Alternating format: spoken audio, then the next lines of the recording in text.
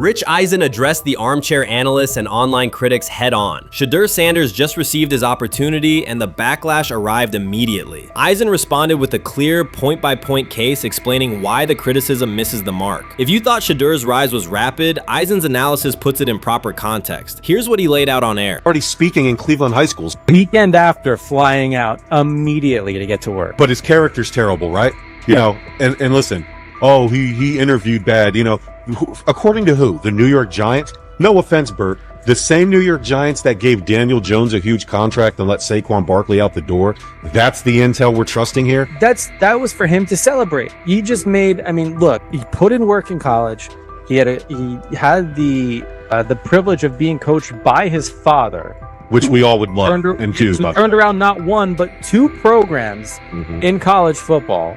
And then literally for any athlete, being drafted at the highest level is a success story in itself. Rich Eisen delivered a direct response to the critics. He addressed the online claims reducing Shedeur Sanders to Deion Sanders' son instead of evaluating him as a quarterback on merit. Eisen challenged those assumptions and refocused the discussion on performance, preparation, and opportunity. Say Kenny Pickett had strained his hamstring.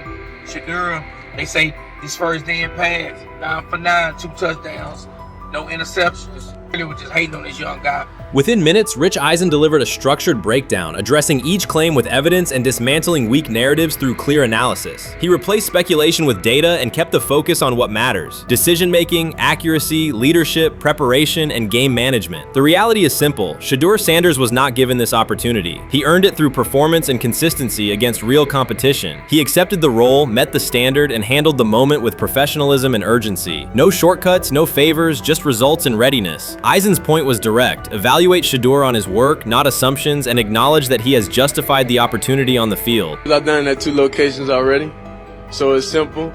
So that's why when people say I'm not, you know, one of the top quarterbacks or the top quarterback, because what are y'all going based off of? Because I did it year after year after year, and you see the progression. So it's like, obviously it got to be some type of external hate that you have for the family, for the last name, for anything, because I know I proved myself. While many were still debating whether he was NFL ready, Shedeur Sanders stepped onto the practice field and operated like a clear QB1, setting protections, controlling tempo, and executing the plan. The narrative that he is just flash, media attention, or his father's influence does not hold up against his work in installs, progressions, and situational drills. What he showed was composure, efficiency, and command of the offense. He processed quickly, protected the football, and delivered on-time throws, demonstrating preparation and control. I'm a firm believer. If I wanted Shedeur Sanders at 2, at worst at 33, of course I already think that he's better than other quarterbacks. Because that's the type of talent, that's where I would have picked him at. And if he was at 2 or 33, and he still had the same exact skill set, we would be talking about him starting and playing. Right. Well, there'd only be 3 quarterbacks. It'd be 3 quarterbacks, not 4. Not 4, yeah. But since he moved to the 5th round, that's cool. They might have to go along with it. But to me, I think if you ask who got the best tools, I'm going with Shedeur Sanders. From the first day of camp, he was not there to get by. He arrived to lead. There was no hesitation in installs, no lapses in fundamentals, just precise timing, clean footwork, and consistent velocity to every level of the field. He managed protections, controlled cadence, and delivered in situational work, showing command rather than learning on the fly. The approach was efficient and disciplined, with attention to detail and progressions and ball placement that reflected preparation, not improvisation. At the same time, Rich Eisen addressed the narrative directly and backed it with evidence. He laid out clips, context, and performance markers to cut through speculation. Eisen emphasized that Shedeur Sanders did not step into this moment because of publicity. He built toward it through sustained work, resilience, and results. The background, media readiness, high football IQ, and a professional approach was developed over years, not days, and it translated to immediate operational control of the offense. The resistance came from familiar places. Some in the traditional guard still framed mobile quarterbacks as limited and expected the nepotism label to define him. That view did not hold up against what was on the field: composure under pressure, secure decision-making, accurate throws into tight windows, and consistent execution in red zone and 2-minute sequences. Eisen's point was clear: evaluate Shedeur Sanders on performance and readiness. The evidence shows he earned the opportunity and is meeting the standard with accountability and consistency. Yeah, teams didn't draft him because they didn't think he was first-round talent. And the quote we played and that's on the screen, I think is flatly wrong. We all know this shouldn't have happened. Yes, it should have. It should have happened because this wasn't. Now, again, teams can be wrong. The league as a whole can be wrong.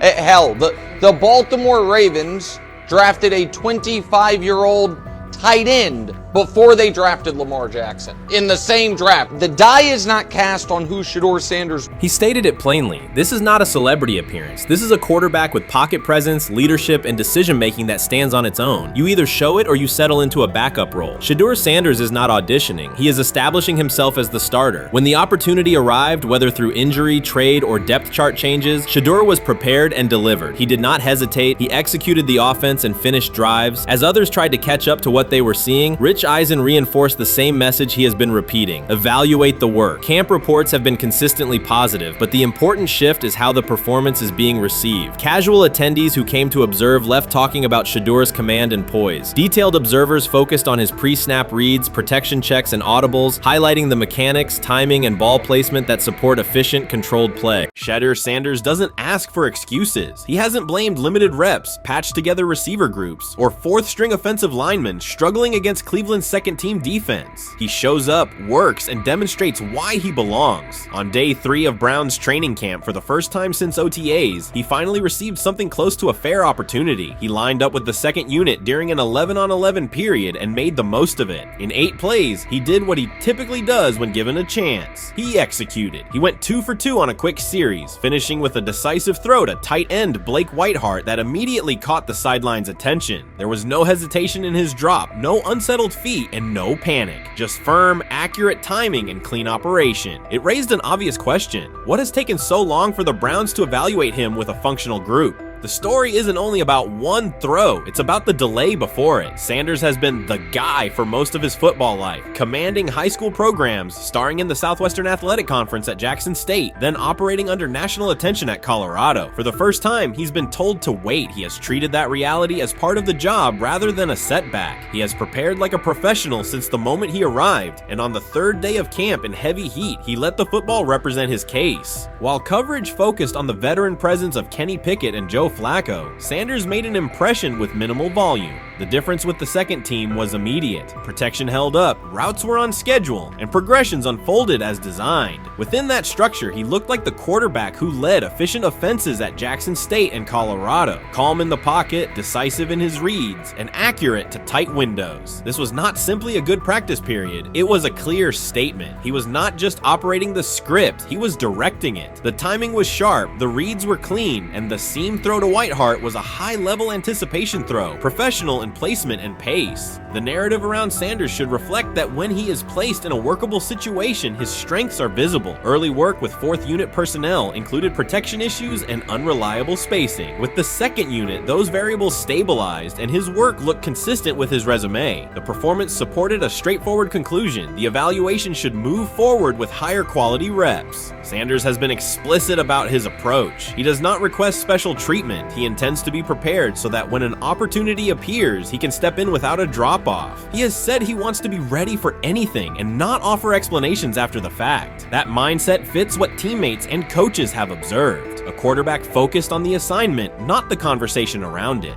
The conditions were demanding: relentless sun, heavy humidity, and a practice tempo that stressed decision-making. Many players fatigued as the session wore on. Sanders did not show signs of rushing reads or forcing the ball. He managed the pocket, reset his base when necessary, and continued to deliver on time. The path he has taken, HBCU starter in the SWAC, then Power 5 starter under constant attention, has prepared him for compressed evaluation windows. He has been under scrutiny for years. The heat did not change his process. He moved defenders with his eyes, anticipated breaks, and stepped into throws with balance. The crowd was not chanting his name, and there were no ovations. That was irrelevant to the task. He is focused on the locker room and the staff, and he is building credibility the same way he did at previous stops, by being reliable when the ball is snapped. Quarterbacks coach Bill Musgrave has emphasized ignoring external noise and keeping attention on install, footwork, and timing. Sanders is familiar with the dynamic. He has been followed by cameras and commentary since his early teens. He has experience living with attention and still adhering to routine. Under heat, with a narrow set of snaps and multiple decision points, he stayed composed and effective.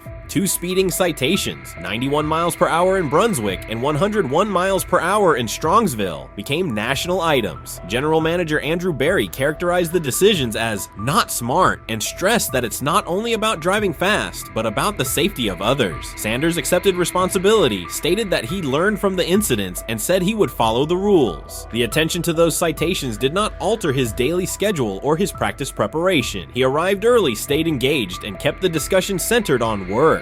Away from the field, he spent time at Rainbow Terrace in Cleveland after a significant apartment fire, distributing supplies and checking on families affected by the incident. There was no formal media rollout around the visit. It was an instance of direct engagement with the community without publicity attached to it. That reflects the same approach he shows inside the building. Do the work first. Sanders treats each rep as if it might be his last for the day and his only chance to show a specific element on tape. He prepares for protections, cadence variations, route adjustments, and timing with a level of detail that compresses the learning curve. When he is not under center, he studies coverages from the sideline, charts plays, and reviews video before and after practice. He writes down the next day's calls so he can anticipate checks. He has reference using virtual simulation tools to replicate snaps he does not receive physically. That is not a passive stance, it is an active attempt to reduce the distance between classroom and field. He is building relationships across the roster, not just with projected starters. He communicates with defensive backs to understand what they see and how they react to certain stems. He spends time with offensive linemen to align on cadence and protection calls. He connects with newer players away from the facility so that communication improves in practice. That is practical leadership, consistent, low visibility work that becomes obvious when the ball is snapped and the operation is smooth.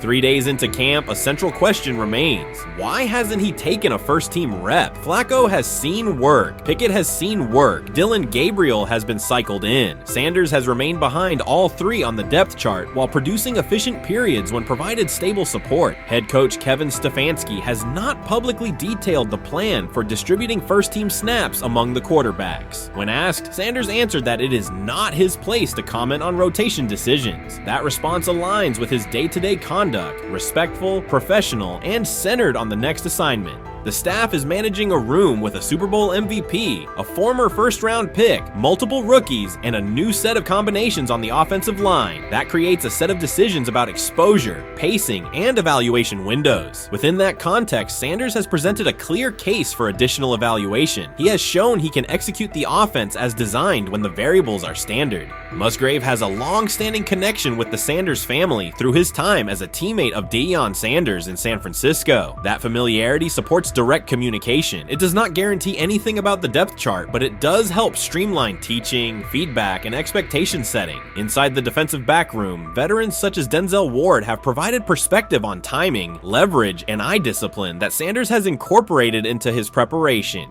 He is operating without the immediate family structure that defined his college environment. Away from his brother Shiloh and his father Dayon, he is managing his own housing, nutrition, recovery schedule, and all the smaller tasks that accompany an NFL routine. Those adjustments matter because they influence consistency across a long camp. He has treated those responsibilities as part of the job rather than distractions, which is reflected in a steady daily approach. What he showed on day 3 with the second unit was not a surprise to those who have tracked his prior work. It was a continuation of a profile, efficient sequencing, clear timing, and consistent ball placement when protections and routes hold up. The 8-play period was short, but it was enough to reinforce the point. He doesn't need a large sample to demonstrate baseline operation. He needs a fair sample to test ceiling and adaptability. There is also the matter of perception. Public attention concentrated on the speeding tickets and the general manager's response. Less attention fell on the preparation, the efficient period with the second team, or the community engagement at Rainbow Terrace. That imbalance is common in training camp narratives. Sanders has handled it by keeping his answers simple and his focus on football. He has not tried to redirect the conversation. He has done his work and waited for additional reps. The objective next step is straightforward. Expand the evaluation with higher unit personnel and standard opponents. That does not require a complete reshuffling of the depth chart. It requires allocating a defined sequence of first-team snaps so that timing with starting receivers and protections with starting linemen can be measured on tape. The staff can then compare operation speed, accuracy under pressure, red zone decision-making, and 2-minute mechanics against the other quarterbacks. That is the most direct way to clarify the competition. None of this dismisses the experience or track records of the veterans in the room. It emphasizes that the purpose of camp is to test assumptions with current performance. Sanders has provided enough evidence with the second unit to justify a broader look. He has shown that the pace of his feet matches the pace of his eyes, that he can hold safeties with his shoulders, and that he can drive intermediate throws without float. He has also shown discipline to take the clean completion rather than force the vertical shot when leverage dictates otherwise. Every day, he has addressed the controllable items, meetings, note-taking, install recall, cadence management, and post-practice review. He has not asked for public guarantees. He has asked for an opportunity to compete on comparable terms. The 8-play sequence with the second unit was a small but clear example of what he can do when those terms exist. The staff's communications have been measured. Stefanski has not laid out a schedule for first-team rotations publicly. Barry addressed the speeding incidents directly and emphasized standards for decision-making off the field. Sanders accepted the criticism, adjusted his behavior, and moved forward. Those are the relevant facts. What remains is a football evaluation that can only be completed by giving him snaps with the top group and measuring the results. If that evaluation occurs and he performs at the level he showed with the second unit, the conversation will shift from potential to placement. If it does not occur, the question will persist through camp. Why not test the full picture? Sanders has built a case based on preparation, poise, and execution. He has demonstrated leadership by building relationships across the roster. He has shown maturity in handling external issues directly and moving on. He has given the staff reasons, on the field and in the building, to continue the process. 3 days into camp, he has answered everything within his control. He has shown growth, discipline, and consistent operation. He turned early fourth-team disarray into learning, then executed cleanly when moved to the second unit. He kept the discussion on football when outside topics threatened to dominate. He has not tried to win a press conference. He has tried to win every rep. If he continues to stack days like this, the next step is logical. Evaluate him with the starters, document the results, and let the tape determine the depth chart. Until then, he will continue to prepare, continue to compete, and continue to present the same message through his play. You can't fire the owner because he can't fire himself. Yeah, someone's head's going to roll, unfortunately, in this situation, and it's probably Stefanski and Barry. I saw on The Athletic. I don't think that's fair, by the way. Stefanski, that part. I agree. I was saying the other day on my podcast that Barry should be fired, and I said I wouldn't fire Stefanski, but a couple of people made the point of saying, well, if you fire the GM, you got to give him a chance to hire his own coach, which is fair. That's true. Mm-hmm. So I would fire Barry. I would hire a new GM.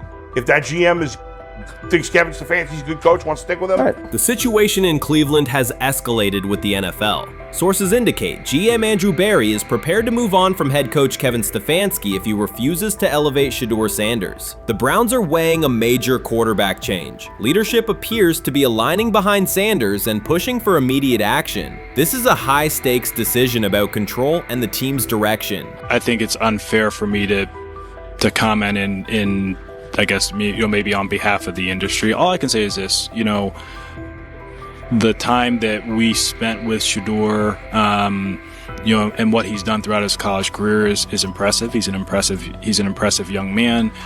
He's a really good quarterback. Sometimes fit comes into play, and I'd also say this, there are 4 more rounds of the draft, and then maybe lastly, it's less about where you get picked and what you do after you get picked. That's really the most important thing. Getting to know him over the course of the spring, he has a ton of resolve. Andrew Barry appears to be at a breaking point. Pressure from fans and within the organization to play Shedeur Sanders is intensifying. Barry is pushing for a move towards Sanders, while head coach Kevin Stefanski remains cautious about altering the depth chart. The divide is clear. One side wants acceleration, the other a measured rollout. The organization is under heavy scrutiny, and the focus has shifted to when, not if, Sanders sees the field. Has the 4th highest odds of any head coach this season to be fired. He's clearly on the hot seat. It's been a discussion for really a couple years now, dating back to last season's 3-win season. And he's always had kind of hot and cold seasons. And now the sports books are saying he's 4th on the list. Number 1 is Mike McDaniel of the Miami Dolphins, Brian Dable of the Giants at 2, Shane Steichen at 3, and there is Kevin Stefanski plus 650 to be fired. This has moved beyond tension to outright stubbornness. Rather than elevating Shedeur Sanders, the staff has chosen Dillon Gabriel. The current depth chart looks less like a forward plan and more like resistance to change. Fans have been clear about who they expect to see, yet the organization keeps delaying. Every week without a real evaluation of Sanders slows development and blurs accountability. Cleveland is choosing a conservative approach when a decisive decision is needed, sending a message of uncertainty to both the locker room and the city. Now being the third string quarterback for the Cleveland Browns, was that so much was made out of unbelievable. He actually made the team as the third string quarterback. Like that was a big deal. Like that was somewhat of a surprise to a lot of people.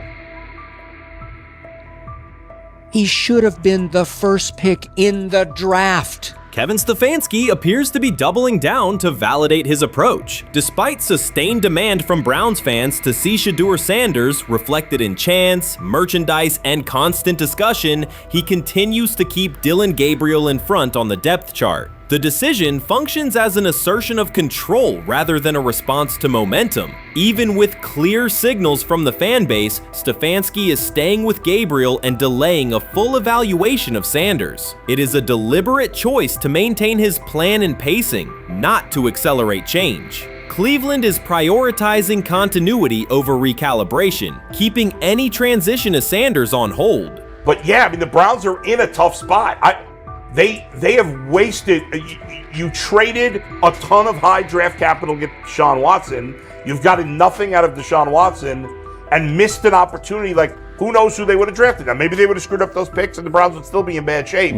Andrew Berry is likely frustrated watching Dillon Gabriel default to conservative throws while the offense stalls. From a football perspective, this appears to be the hill Kevin Stefanski is choosing to stand on. Keeping Gabriel ahead of Shedeur Sanders has limited the unit's explosiveness and prevented a full evaluation of a higher ceiling option. Drives end quickly, field position flips, and momentum is lost while Sanders remains on the sideline. Fan patience is wearing thin. Each ineffective series intensifies criticism and shifts scrutiny toward the coaching staff's criteria for the depth chart. With every additional snap for Gabriel, the decision reads less like an open competition and more like rigid adherence to a plan that isn't producing results. The optics are clear. A dynamic quarterback sits while a cautious approach keeps the offense in neutral. If this continues, accountability questions will grow inside and outside the building. What performance benchmarks keep Gabriel ahead of Sanders? When will Sanders receive first-team reps in live situations to allow a fair comparison? The front office must decide whether to preserve continuity or pivot toward a timely assessment of Sanders. The longer the current approach stays in place, the more it signals stubbornness rather than adaptation, and the more pressure mounts to realign the plan with on-field output. I honestly see it happening if the Browns lose a bunch of games. Like if they get 5 wins or less, I see the report coming out now that Stefanski will be fired. I don't want it to happen. I want the Browns to be good, win a bunch of games. I think that they're going to be a team that is slept on and can at least get 7 wins, which is why if they don't, I see Stefanski getting all the blame for that, and there'll be a new coach in Cleveland. Because their players, to me, are there once again. We've talked about the incredible rookie class. The approach in Cleveland lacks consistency. One week, Andrew Berry signals he wants Shedeur Sanders on the field. The next, Dillon Gabriel gets the reps and the plan stays conservative. Through it all, Kevin Stefanski shows limited urgency despite pressure on his job security. Fans are asking for an offense that can push the ball, change field position, and produce points. Instead, the unit leans on short throws and cautious sequencing. Gabriel's play keeps the ceiling low and momentum static, while a full evaluation of Sanders is postponed. The result is growing frustration and a clear disconnect between the front office, coaching staff, and expectations in the stadium. The NFL tried to teach him and his father a lesson. You don't act like that. You don't talk like that before a draft. We'll show you how our game is played. We will watch you plummet all the way. I think he would have gone undrafted except for that owner in Cleveland. And he is the key to everything because he is something of an against the grain maverick owner. He's kind of a wannabe Jerry. Fan speculation is growing. Some believe Kevin Stefanski lacks confidence in Shedeur Sanders. Others think he's prioritizing Dylan Gabriel for reasons unrelated to performance. A more extreme view claims Stefanski is manipulating outcomes to secure a buyout. Whatever the motive, the risk is clear. This approach is straining his relationship with GM Andrew Berry and alienating the fan base. Pressure is rising, Berry's patience is running out, and supporters have shifted from requests to demands. If the current plan continues, calls for a change in quarterback and accountability will intensify. Urban Meyer's roster history underscores the absurdity. Meyer coached Aaron Hernandez, whose off-field crimes are well documented, along with other players entangled in assaults, academic misconduct, and more. Yet Feinbaum singled out Newton, a national champion, Heisman Trophy winner, and NFL MVP, as the worst. This selective condemnation is not new. When Deion Sanders recently suggested implementing an NIL salary cap to restore competitive balance, Feinbaum dismissed the proposal and called Sanders a hypocrite rather than engage with the substance. The pattern repeats. Feinbaum routinely targets Cam Newton, Deion Sanders, Jameis Winston, Lamar Jackson, outspoken black athletes and coaches, while extending grace to figures such as Nick Saban, Kirby Smart, Dabo Swinney, or Tim Tebow under similar circumstances. Newton is no longer content to remain silent while others distort his story. In response, he laid out an accurate chronology, highlighting facts the commentary networks rarely repeat. One long-standing myth is that Newton was expelled from the University of Florida. He was not. Tim Tebow held the starting job unchallenged, and Meyer had no intention of displacing his star. Like thousands of athletes each year, Newton transferred to find a place where he could play. The move was strategic, not disciplinary. He is, with 3-2-2-5-3-17 to transfer to and more back, Meyer was. Critics habitually resurrect the 2008 laptop incident to tarnish Newton's entire career. Newton has acknowledged the mistake, but its relevance is overstated. The incident did not prompt his transfer, nor did it derail his trajectory. After leaving Florida, Newton enrolled at Blinn College, a Texas JUCO powerhouse, and led the Buccaneers to a national championship while posting dominant statistics. That performance earned him the opportunity to transfer to Auburn. At Auburn, Newton produced one of the most extraordinary single seasons in collegiate history. More than 4,000 yards of total offense,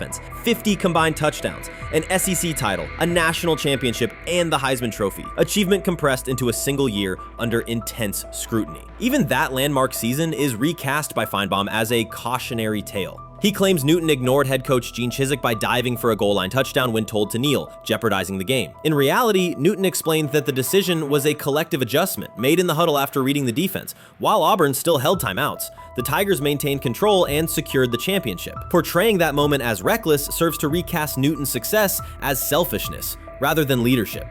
Feinbaum's approach to Sanders reflects the same dynamic. When Sanders urged a structured NIL ceiling to protect athletes and stabilize rosters, Feinbaum immediately labeled him hypocritical. Yet when Saban or Swinney voice identical concerns, Feinbaum frames them as thoughtful guardians of the sport. The inconsistency reveals that the determining factor is not the argument but the identity of the speaker. Unapologetic black leaders who control their narratives, challenge entrenched hierarchies, and Feinbaum's commentary often functions as a check on that influence.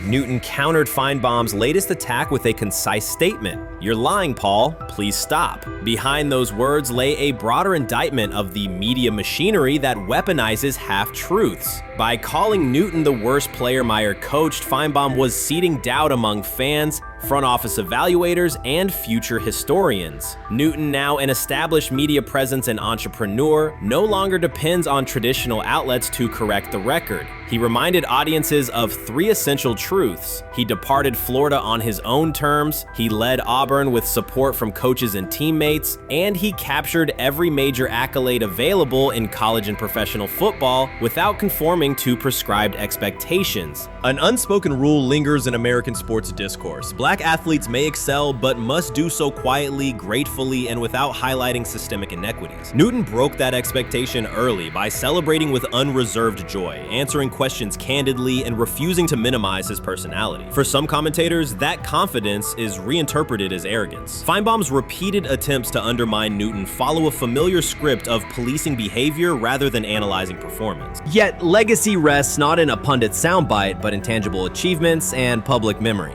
Newton's resume, Heisman winner, national champion, NFL MVP, speaks for itself. Millions of fans witnessed his impact on Saturdays and Sundays. Countless young quarterbacks saw someone who looks like them redefine the position's possibilities. The same is true for Sanders, whose player-first coaching philosophy and media savvy continue to influence college football's direction. Feinbaum's commentary cannot erase these realities. Newton, Sanders, Winston, Jackson, and others have already secured their places in football history. By publicly confronting misinformation, Newton set a precedent for athletes who now possess the platforms and technology to present their stories unfiltered. The microphone no longer belongs exclusively to legacy broadcasters. Newton holds it now, and he intends to keep it. A decisive shift that reduces the gatekeeper's influence and ensures that accomplishments are judged on merit rather than narrative manipulation. So before your final year at Miami, there's a lot of conversations revolved around Shedeur Sanders.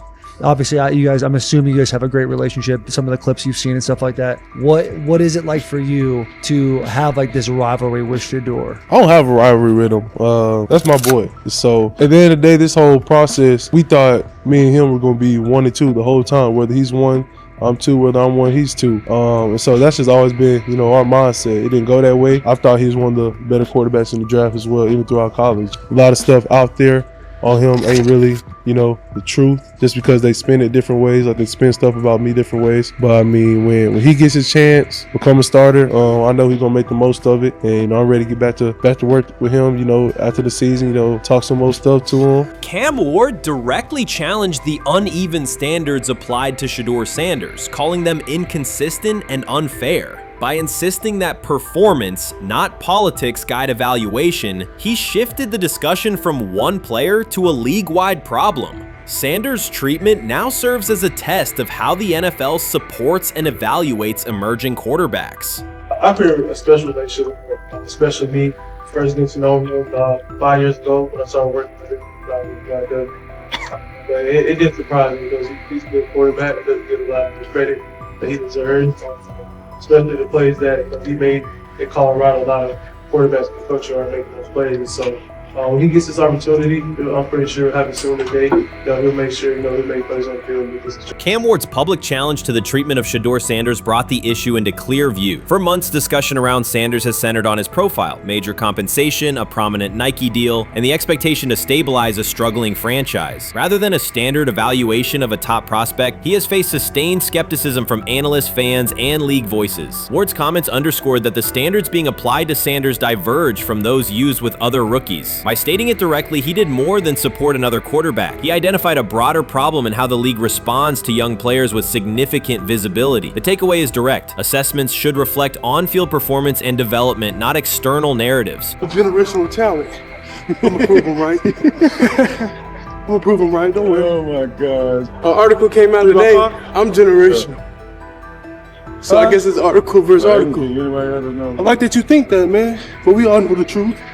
What? Trav gonna be first? You generational, I'm legendary. That's cool. We can be legendary. Legendary, get their ass. We'll start going in like 5 minutes. Shedeur Sanders entered the league with more than a playbook. He brought a public brand, a family legacy, and expectations unusual for a first-year quarterback. Before his first regular season throw, he was already positioned at the center of attention. Rather than assess him on that reality and his on-field ability, many voices reduced him to marketing, treating visibility as proof of hype instead of performance. Cam Ward pushed back on that framing. His point was simple: judge Sanders by the same criteria applied to other rookies. With Sanders' resume, production, leadership, and composure, most first-year quarterbacks would be discussed as long-term cornerstones. The evaluation should be consistent, focused on development and results, not perception. This is the process with Shedeur, who I know is a buddy of yours, and how do you think both of you guys will end up doing in the league?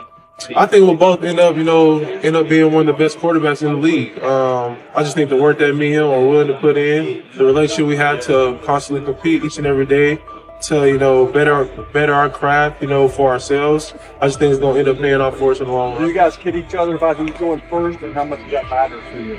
Yeah, we play around, we joke around with it. Really don't mean nothing. The draft pick will never mean anything. At the end of the day, you got to show whether you can prove each and every Sunday. You can't just do it 1 year. Disrespect shows up in two patterns. First, Shedeur Sanders is repeatedly framed through his father, Deion Sanders, as if lineage erases his own work. Discussion drifts to pedigree instead of what the film shows. Second, his visibility is treated with suspicion. His audience reach, partnerships, and ability to lift ratings are labeled hype rather than recognized as value. Instead of acknowledging that he drives demand and expands the stage for his team, critics call it an unfair edge. The result is a skewed evaluation. Star power is held against him while on-field production gets pushed aside. The standard should be consistent. Assess the tape and the development, not the last name or the attention it brings. Well, Ward were microfacts. Cam Ward's remarks went beyond defending Shedeur Sanders. They confronted how the league manages star power. The reality is simple. The NFL markets visibility, but resists it when a player doesn't follow the expected script. Rookies are supposed to be quiet, deferential, and grateful for limited leverage. Sanders arrived with leverage, brand reach, major endorsements, and confidence. And that presence was recast as entitlement. Instead of treating those factors as earned advantages, much of the commentary used them to diminish him. Ward called out that contradiction. The same influence the league sells to audiences is criticized when a young player exercises it. His point is a standards problem, not a personality dispute. Evaluate Sanders on his preparation, leadership, and results. Don't penalize him for having a platform or for using the leverage that the modern NFL itself helps create.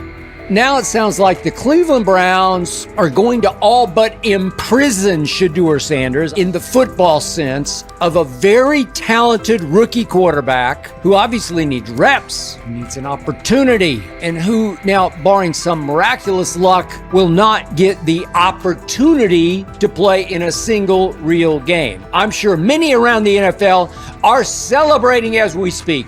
They are chuckling about this. Many in the NFL wanted to teach Shedeur and his daddy. Cleveland became the center of the conversation. With Shedeur Sanders attached to a major Nike partnership, the expectation was straightforward. He should be given real game reps. The Browns instead leaned on Joe Flacco as the default choice, treating stability as the safer path while sidelining a quarterback with clear cultural and commercial pull. Each week Sanders didn't see the field, scrutiny grew. Commentary questioned the value of his contract environment and relevance, and fan debate shifted from development to doubt. That wasn't measured evaluation. It was a delay framed as prudence that eroded confidence in the process. Cam Ward reset the terms of the debate. He pointed to an uneven standard. When veterans or other young players secure significant endorsements, it's considered smart business. When Sanders does it at scale, it's recast as ego or hype. Even the scope of his off-field agreements became ammunition against him rather than evidence of market demand. Ward's position is simple. Use one standard. Assess Sanders on preparation, decision-making, and progression, not on discomfort with his platform. Treat visibility as an asset, not a disqualifier. The issue isn't attitude or branding, it's the consistency of the evaluation. Ward called it directly. The treatment has been unequal, and it should be corrected by aligning opportunity with performance criteria. Fans need to recognize there's not a team in the league he'd start for. Not one. That's not ridiculous, that's not unfair, that's not a vast conspiracy. Shedeur Sanders fans are Angel Reese fans. They're just fair weather fans who don't really give a fuck about the sport. Most of them are just Deion fucking groupies that followed him when he went to fucking Colorado, just like Angel Reese's fans had never watched basketball prior to her playing at LSU, and they followed her to the WNBA and don't know shit about the sport.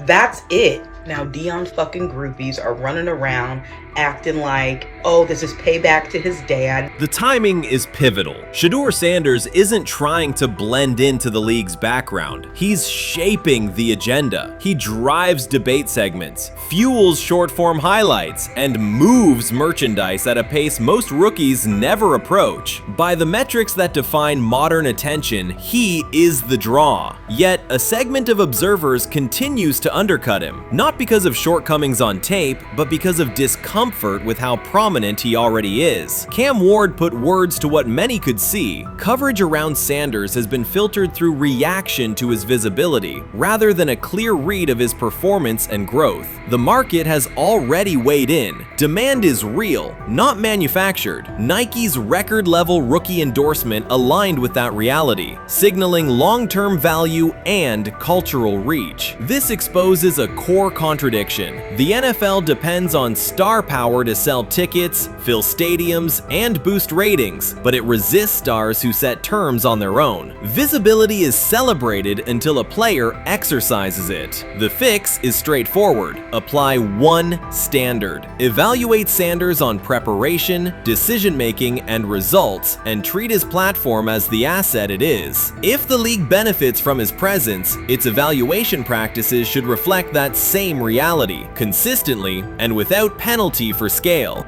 Shedeur Sanders does not depend on league promotion. He established his platform before the NFL and continues to expand it on his own terms. That autonomy challenges the status quo. Cam Ward's support was more than a defense of a teammate. It was a warning that if the league holds to outdated expectations, it risks falling behind the very players who drive audience attention and revenue. Claims that Sanders lacks real popularity ignore measurable facts. A large, active following, consistent merchandise demand, and sustained coverage across major outlets. Doubts about his standing as a quarterback overlook his college production and growth indicators. The pattern is familiar. Efforts to minimize him increase his reach. Each skeptical headline widens the spotlight, and each dismissive take creates more engagement. You cannot reduce a player built for visibility by arguing he should be less visible. The practical outcome is the opposite. Scrutiny becomes signal. Sanders is not merely enduring criticism, he is turning it into momentum, converting attention into leverage on and off the field.